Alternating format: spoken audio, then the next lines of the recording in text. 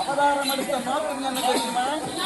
வைகுண்டத்திலே ஆதிசேவனுக்கு சயனித்துக் கொண்டிருந்தேன். தலைவீதி கோலத்தோடு இந்த பூமாதேவி ஓடோடி வந்து கதறி எழுதாள். சுவாமி, இந்த கோவில் இடத்திலே அதர்மம் பெருக்கெடுத்து விட்டது, தர்மம் தாழ்ந்து விட்டது. என்னால் பூமிதார தாங்க முடியவில்லை. பூமிதாரத்தை நான் தீர்த்து வைக்க வேண்டுமானால் நான் கேட்கின்ற நேரத்தில் கேட்கின்ற இடத்திலே ஒரு அடி மண் எனக்கு தானமாக அளிக்க வேண்டும் என்று ஒப்புக்கொண்டார். பூமிதாரத்தை தீர்ப்பதற்காகவே இந்த கோபால கண்ணனாக இந்த உலகிலே அவதரித்து அவதாரம் எடுத்த நோக்கம் பாரத்தை தீர்க்க வேண்டும் அல்லவா? இருக்க வேண்டும். பாண்டவர் 5 பேர் ஒருபுறம், கௌரவர்கள் 100 பேர் ஒருபுறம். 100 பேரை கொன்றால் பூமி வேறு தீருமா? 5 பேரை கொன்றால் தீருமா? 100 பேரை சாகிட்டால் ஆகியா என் அத்தை மக்கள் பாண்டவர்கள் 5 பேருடன் இருந்து கொண்டு கௌரவருக்கும் பாண்டவருக்கும் பகையை கூட்டிவிட்டு அந்த பகையானது என்று சண்டையில் வந்து கொள்கிறது.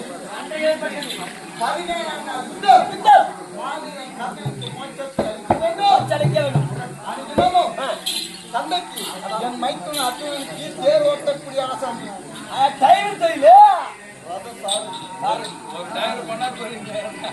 ஆகையால் இன்று மைத்துன அத்துவனுக்கு ரதம் செலுத்த வேண்டும்.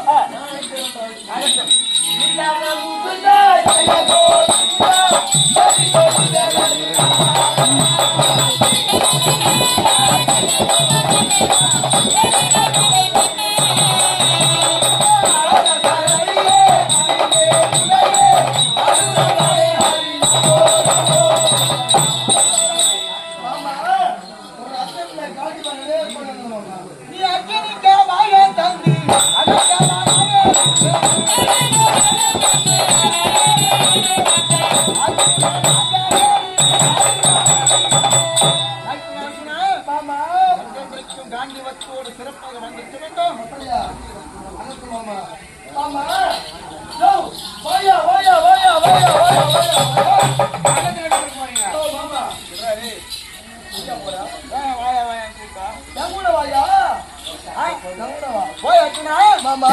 சீக்கிரமாக இருவரும் எங்க போய் போறோம்? ஆமா, எங்க போறாங்க? போயா போட்டு போடலாம். நாலு வண்டி ஓட்டிட்டேன். ஆமா, வண்டி ஓடாது. ஏன் தெரியுமா?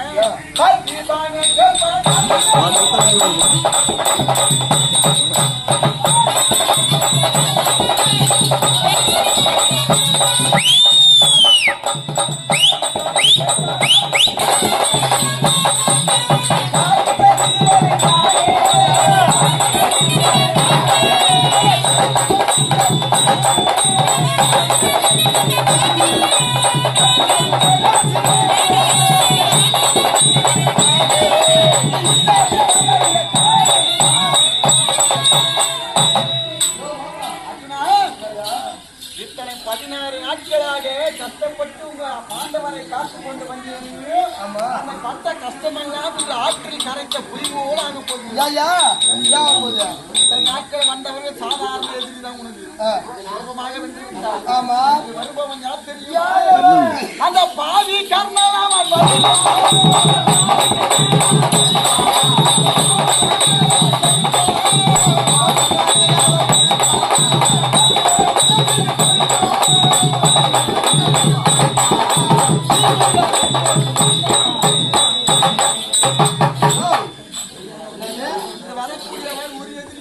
2 எதிரிகள். அந்த பனைவன் என்று சொல்லக்கூடிய கர்ணன் ஒருவன். அதற்கு முன்பதாக என்னோட உதவியான காண்டா வனத்தை எரித்தாயே, எரிக்கின்ற போது ஒரு தாய் நாகம் தப்பி சென்றது, வாயிலே குட்டி நாகம் சென்றது. பானம் விட்டபடியா தாய் நாகம் தலை இருந்தது, குட்டி நாகத்தின் வாழ இருந்தது. அந்த குட்டி நாகத்தின் பெயரே அசோசியான ஒரு கர்ணனிடத்திலே வாழ்ந்து வருகிறது. எதிர்க்கு எங்கள் நண்பன் என்று கர்ணனும் அந்த அசோசியான நாகமும் ஒன்றாக இருக்கிறார்கள். நாகபானத்தை குறிவைத்து அனுப்பினால் உன்னை கொல்லுமோ இல்ல உனக்கு முன்பதான் நான் தான் தேர்ல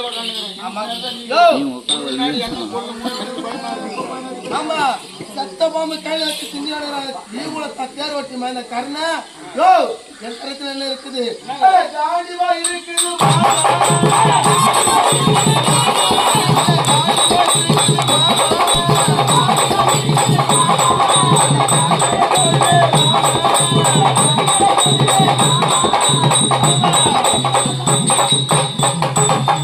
மாமா கரெக்ட் காண்டிவம் இருக்கு அது இருக்கு நீ அஞ்சுகிற மாமா மாமா என்ன அந்த பாரி கர்ணன் அது கொடிய நாகப்பாம்பு விஷம் முடியாது புரிகிறதா மாமா பயமா இருக்கு. போய்யா எடியா போய் நம்பர் வேற நான் ஒண்ணு போனால போய் மதேனே மாமி கையாண்டவனே போய்யா எடியா ஒரு மாதம்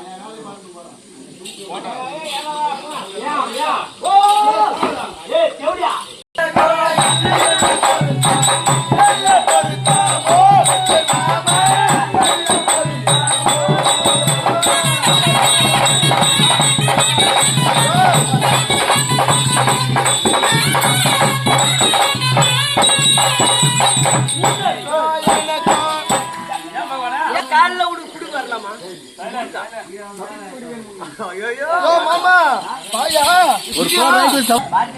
காலை சுத்தன பாம்பு பெண்ணை கொடுத்தால் ஏறி உள்ள பீத்துள்ளா விலை பொறுக்கணும். தங்கச்சியை திருமணம் செய்து வைக்கிறது.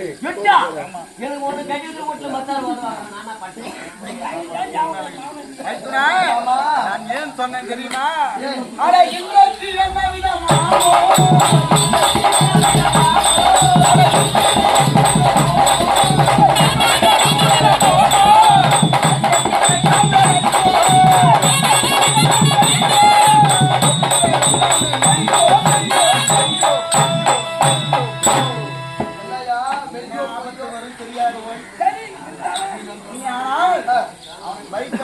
இங்கே சொல்லிவிடு, அங்க போய் நடாத்துல இறங்கி விட்ட மாதிரி என்னை விட்டு வரக்கூடாது. புரிகிறதா? பயப்பட மாட்டேன்.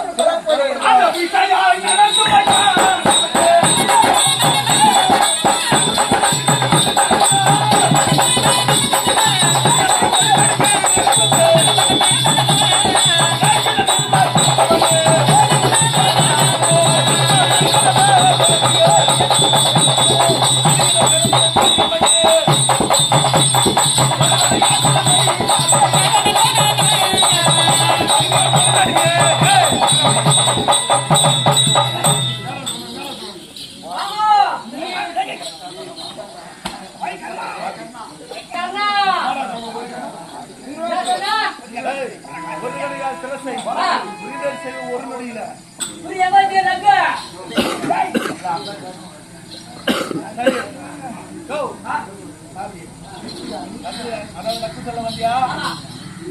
சொல்ல வந்தியா பேர் ஓட்ட வந்தியா பேர் ஓட்ட வந்தா பேர் ஓட்டும் போது எப்படி நான் சொல்றபடி போ சொல்றபடி செய்யா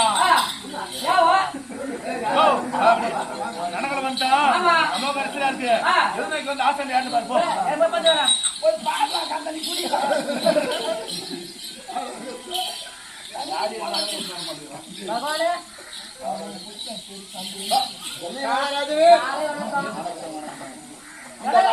வயதான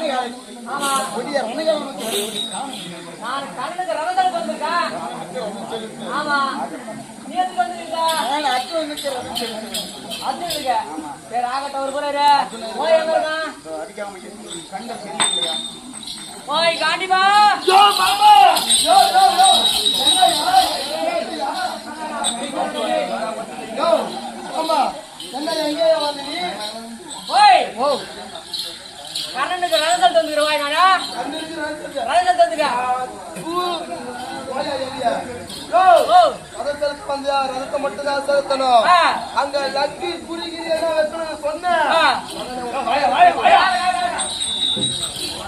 ஓய் கண்ணா எங்களை கொண்டு உனக்கு சமராக முகத்தில் வேலையில அச்சே வேலையில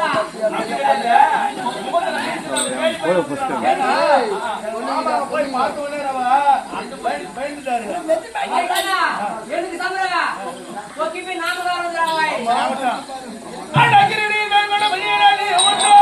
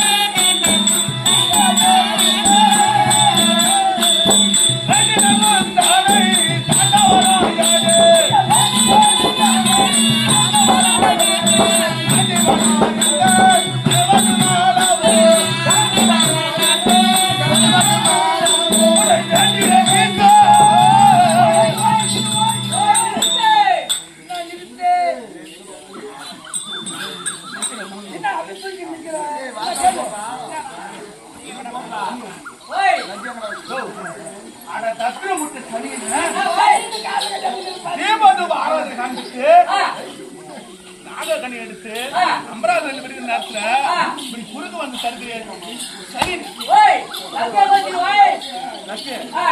அர்ஜுன சிறசுக்கு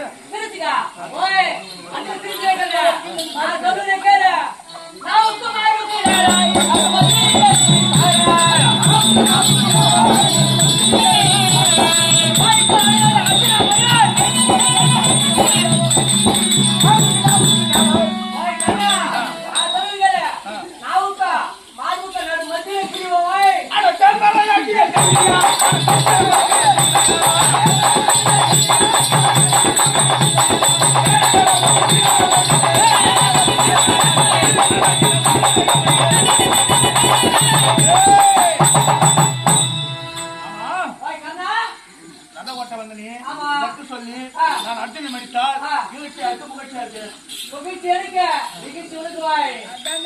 அப்பேற்பட்ட அவசரம் தேவையில்ல தயவு தேவையில்ல ஒரு புறமான இல்ல என்ன பண்றது தண்ணி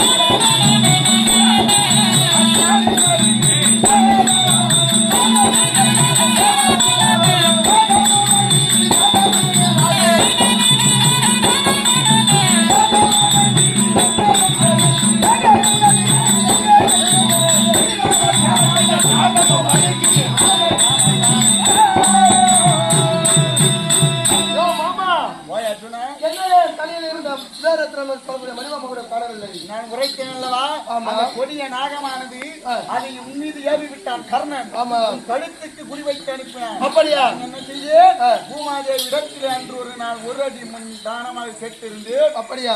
உன் சிரத்திற்கு வரவும் நாகமான சிரத்திற்கு வரவும் எனது காலை நாம் அமர்ந்தற்கு விழுந்த தேவை சிறிது கீழே அழித்தினேன். அப்படியா? ஒரு அடி கீழே புதைந்தது. ஆமா.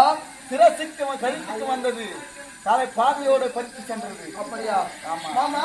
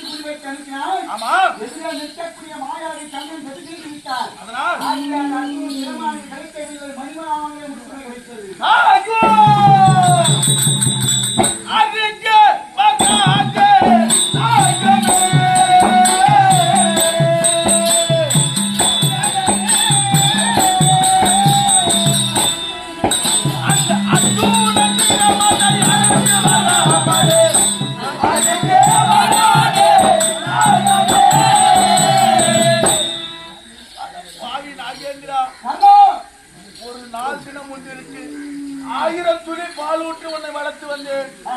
என்னை மோசம் செய்து விட்டாயா? கெட்டுப்போனவில்லை.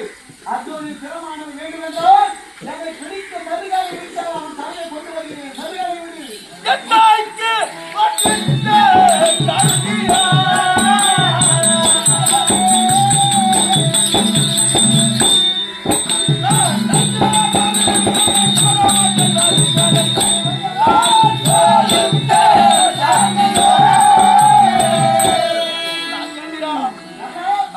சத்தியம் செய்து கொடுத்து விட்டேன்.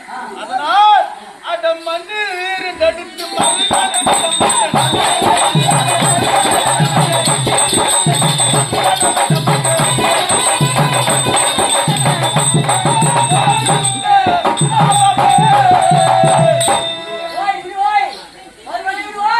மறுகணை விடுவதற்கு மரியாதை இல்லை மாமா.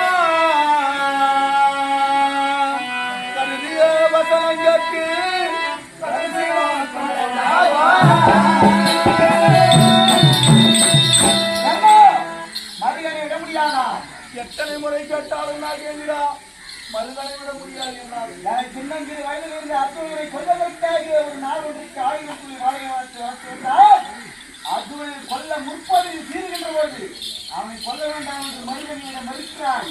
இனி அர்ஜுனனை கொல்ல முடியாது என்று உயிர் இருக்க வேண்டும். இப்போது அவனை வைத்து உன் தேசத்தில் அடித்து மாண்டு வருகிறேன்.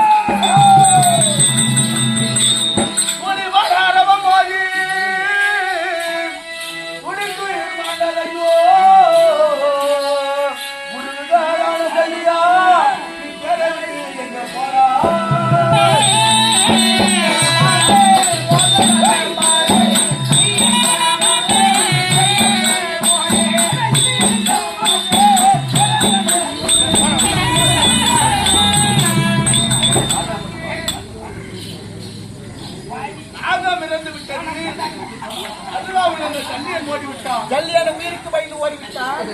இருந்தாலும் இந்த படத்தை வைத்து பார்க்கலாம்.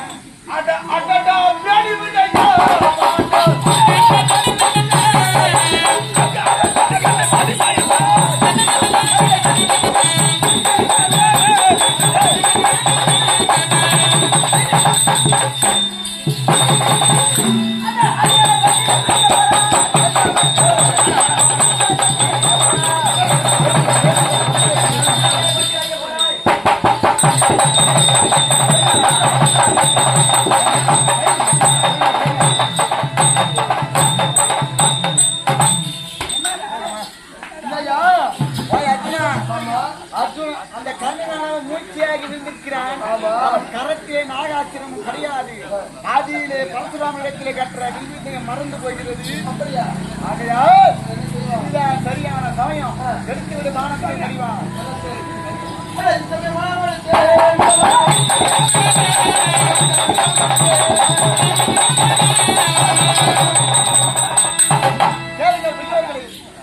சொந்த அண்ணனாகிய கர்ணனை கொள்வதற்கு முற்படுகிறான். சற்று நேரம் கர்ணன் முகத்தை இவனது அண்ணன் தர்மர் முகம் போல் மாற்றிவிட்டியே. அண்ணன் என்ற கேள்வி எப்படி மாறிவிட வேண்டும் அனுப்புவான்.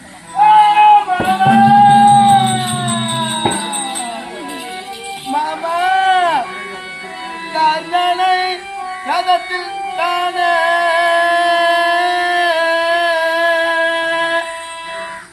என் கடவுளே அண்ணாவானே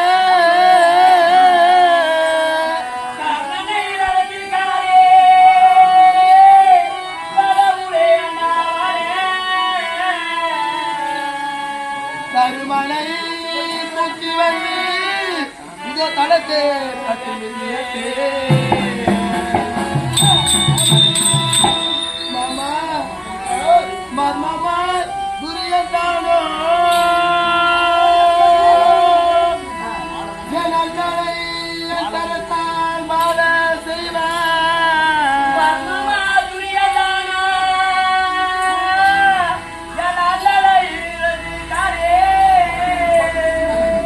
ஐயோ நான் என்ன செய்வேன் மாமா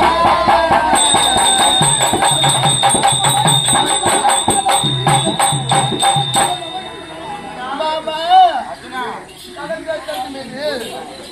முகத்தை பார்த்தால் என் அண்ணன் தர்மன் முகம் போல் தோன்றுகிறதே. ஆகையால் உரிய ஏதாவது சூழ்ச்சி செய்திருப்பார். முடியாது மாமா.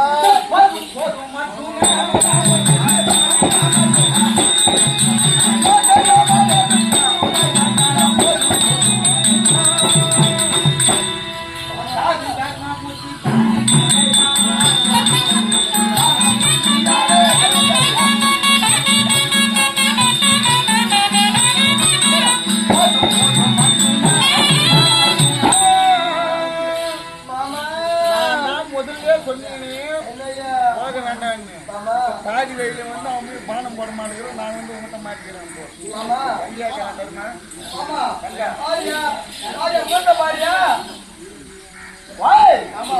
அண்ணன் தாயா அண்ணன் தாயா கர்மனையா தர்மனையா ஆயா குந்தி மகனே மேய்தான்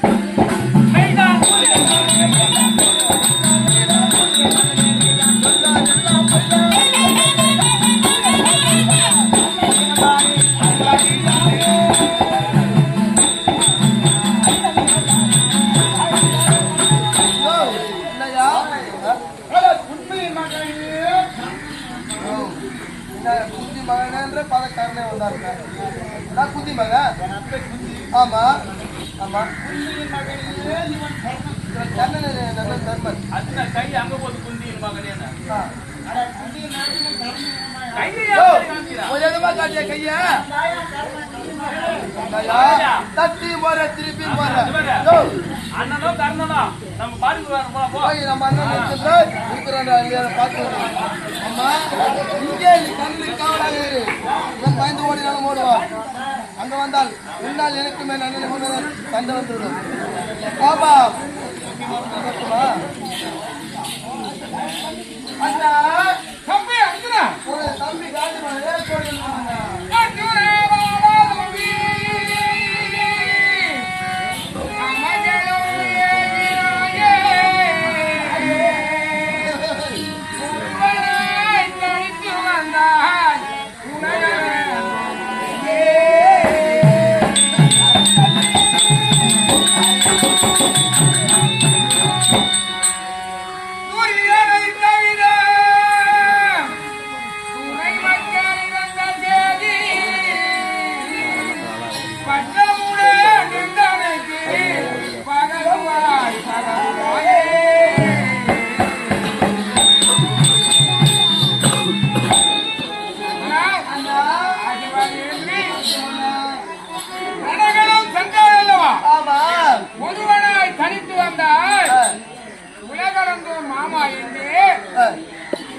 இதனை தவிர துறை மக்கள் இறந்த செய்தி விவரமாக எங்களுக்கு கண்ணனிலோ மாறவில்லை. கண்ணன் மூட்டை பார்த்தால் அண்ணனையே முகம் போல் தெரிந்தது. அது யார் பாவான காவலர் தங்களை பார்த்துட்டு செல்லாமல் வந்து என்ன பார்த்துட்டு செல்லாமல் வந்து கண்ணன் மடியவில்லை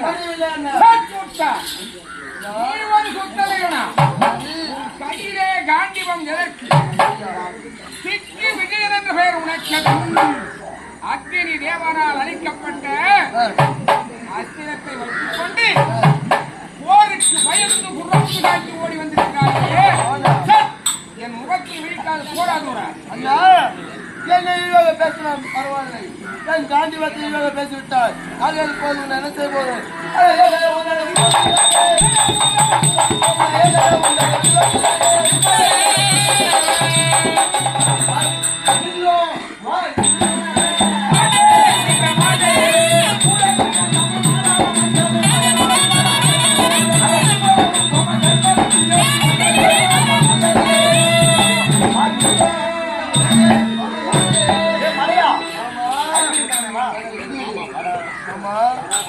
எதிரியாக கர்ணன் மீது மானத்தை கேட்கிறார். கர்ணனை பார்த்து அண்ணன் போர்க்களத்தில் என்று சொல்லிவிட்டு இங்கே வந்து சொந்த அண்ணனையே கொல்ல போய் மாமா நான் வரலேனே போட்டு சாவிட்டான். ஆமா மாமா என் அண்ணன் என்னை இழிவாக பேசினார். நான் பொறுத்து கொண்டு காண்டிவத்தை பேசினார்.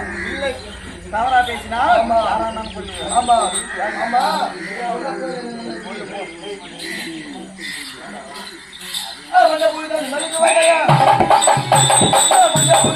வந்தபோது தேவலோகம் சென்று தந்தை இந்திரனுக்கு இடுக்கையில் விளைவித்த மூணவர் போட்டு 60,000 காலைகள் நமஸ்தர்களை பதம் செய்தாலே அதில் ஒரு அசுரன் தப்பித்து வந்து அண்ணனை கொள்வதற்காக ஞானத்தை அறிந்து அப்படியா அந்த அசுரனை உனது பாட்டுபட கணினால் அவனை கொல்ல வேண்டும் என்று அங்கே கண்ணன் முகத்தை அண்ணன் முகத்தை மாற்றி அப்படியா பதம் செய்து கரெக்டான அசுரனை கொல்ல வைத்து அப்படியா அப்படியா மாமா அண்ணனுக்கு வெளிப்பட்டு வருகிறேன். அண்ணா ஏதோ சிறிது தவறு பண்ணிவிட்டது. என்னை மன்னித்துவிடுங்கள் அண்ணா. மன்னித்து மாமாவோடு சென்று வெற்றியோடு புறாக்களை கொண்டு வருகிறேன். அண்ணனை கொல்ல போட்டு சிறிய தவறு என் தாயை கல்வி கொடுத்து எத்தனை காலம் நீங்கள் சொல்றவா 5 பேர் இருந்த நாட்டை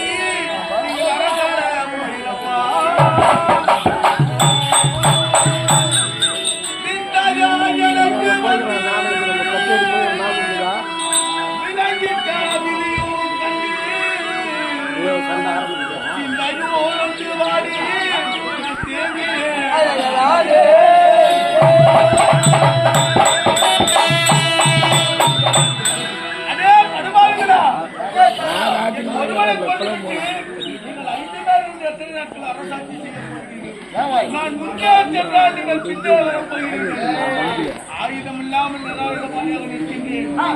உங்கள் இஷ்டம் எதுவோ மாமா.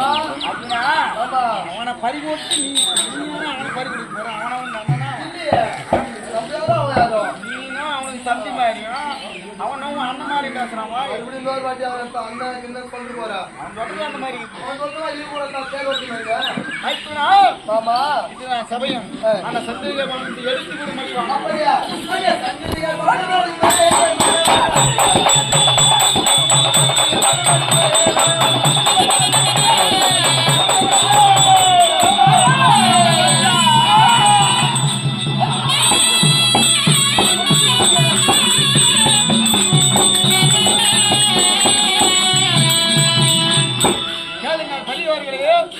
ஏற்கனவே 6 பேரால் உயிரை இழந்த இந்த கர்ணனை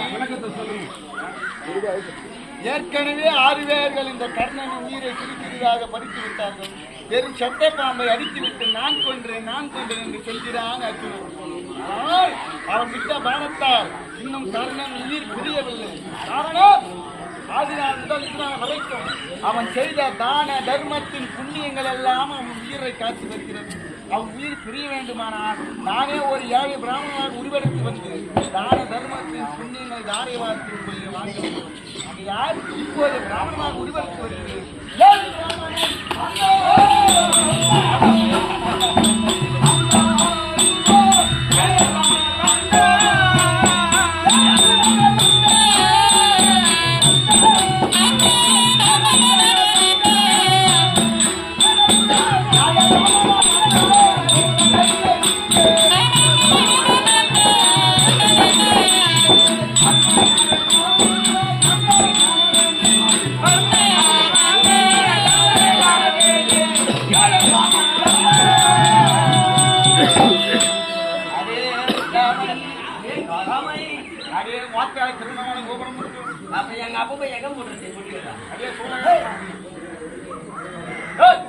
நானும் காசி மயில் ஒரு ஏகப்பட்ட பிராமணா வர்றான் பொன்பொருள் பெற்று செல்லலாம் என்று வந்தால் கர்ணமகராக ரணங்களத்தில் இருக்கிறார் என்று சொன்னார்கள். அவர் காத்தி ஒன்னும் பார்க்கல. தூரத்தில் யாரோ இருக்கா பார்த்துட்டு போவோம்.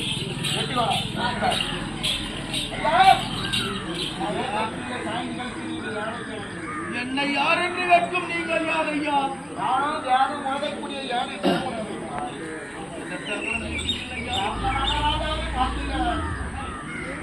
நீங்கள் தேடி வந்த கர்ணன் நான் தான் ஐயா.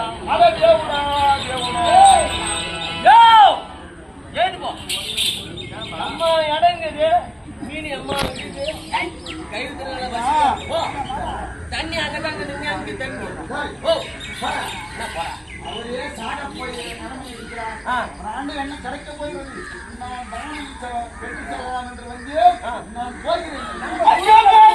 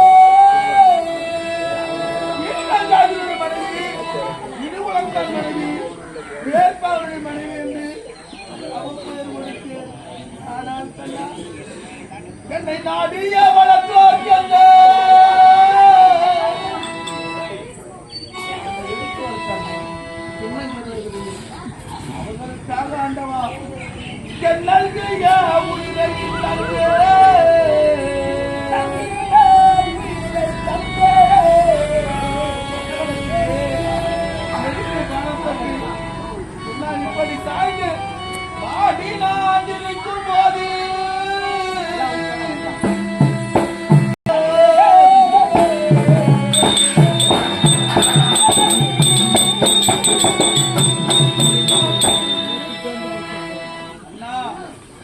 அந்த தேசத்திலே ஆனப்படி நாட்டில் நாம் சிறப்பாக அரசாட்சி செய்யும் போது அப்போது இந்த கருட தரிசனம் காண்பித்திருக்க கூடாதா?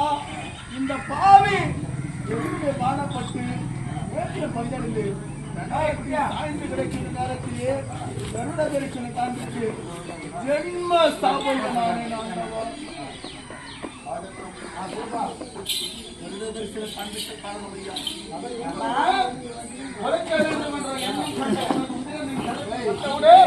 உனக்கு பெரிதாக கொடுக்க வேண்டும் என்று சொல்கிறான். என் மைத்துனனாக பாண்டவர்க்கும் கிடைக்காத இந்த நேரத்திலே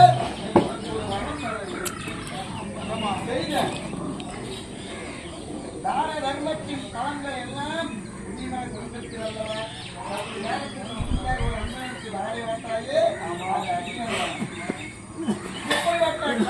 நாம் நினைக்கிறேன் அதை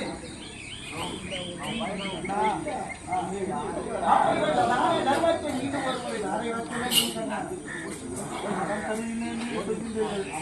எனக்கு வரம் கொடுப்பதாக இருந்தால் ஐயா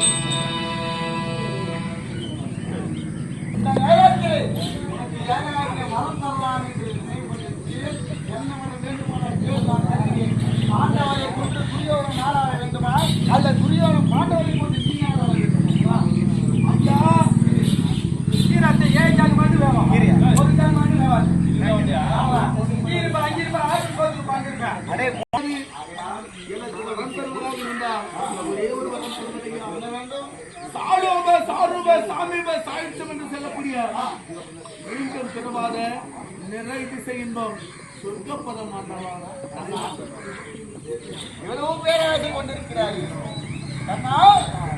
உனக்கு சொர்க்க பதவி இந்த ஜென்மத்தில் கிடைக்காது. உனக்கு சொர்க்க பதவி வேண்டுமானால் நீ மறுபிறவி எடுக்க வேண்டும்.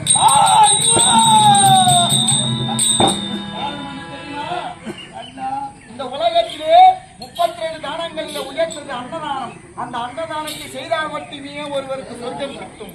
நீயும் பிறப்பில் இதுவரை 31 தானங்களை மட்டும் செய்தார் அன்னதானத்தை இந்த துறையில் சொர்க்கம் வரை கிடைக்காது. அதுக்கு உதவியே வேண்டாம். அண்ணா, மனைவி மக்களோடு வாழவில்லை.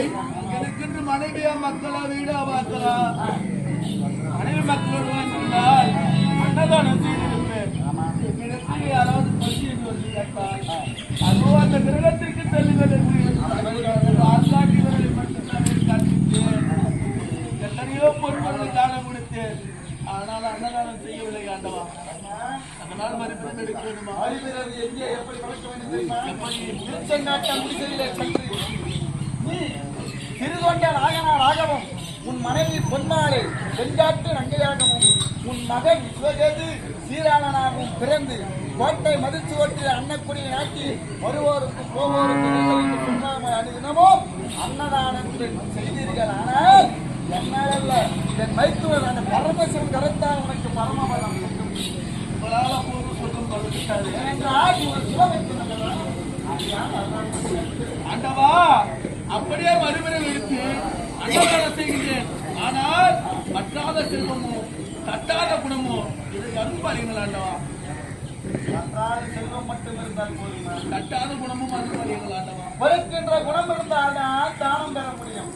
அதுக்கு பிறகு உனக்கு அல்லாத புரியாத செல்வமும் போனாமல் கொடுக்கின்ற குணத்தை இந்த பிறவில் அளிக்கிறேன். அது மட்டுமல்ல, அடுத்த பிறவிலே கிடைக்கின்ற மோட்சமும் உனக்கு இந்த பிறவிலே